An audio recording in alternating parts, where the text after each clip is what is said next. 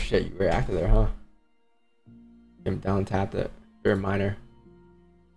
Yeah, man. This came down for a bomb week first. So like I said earlier, like if you want more positions for sales now, I would preferably wait for a closure below 32, probably like below 32.420 on the 5 or something. I don't know if we can still take a wick entry because he came down for a bomb wick first, right? So taking a wick entry, any given point, this could still be liquidity for you to drive up. So I wouldn't take a wick entry. I'd rather take the breakout lows or a 5 closure below a minor level, which in this case is going to be 32. But yeah, man, I'll give it another 5 minutes. If you don't move for another like 4 minutes by 11:10, I'll call it.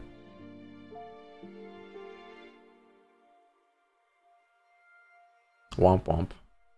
Womp womp womp. Wait, what'd you ask?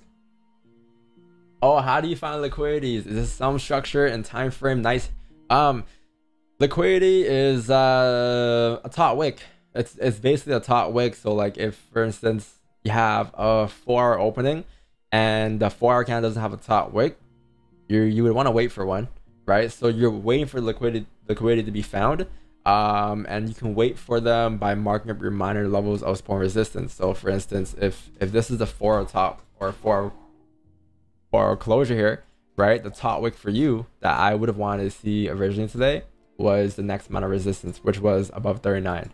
39 I wanted a top wick at because that's this level to the left here. So if price were to come up and tap 39 today, right, and then flips, I would look for sells on the flip to take down, because that would have been enough liquidity in the top wick for you to rip down completely.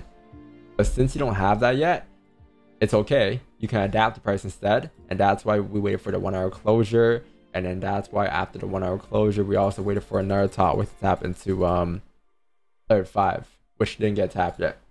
So if those things don't get tapped, you can still drive without liquidity, but a closure below 32 would be ideal, or below 30.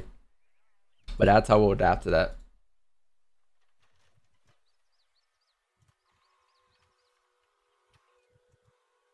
How do you know how much liquidity is enough? Usually it's like structure. It's kind of like structure. Like you're tapping the most recent level of resistance or support. That's all that you're really doing.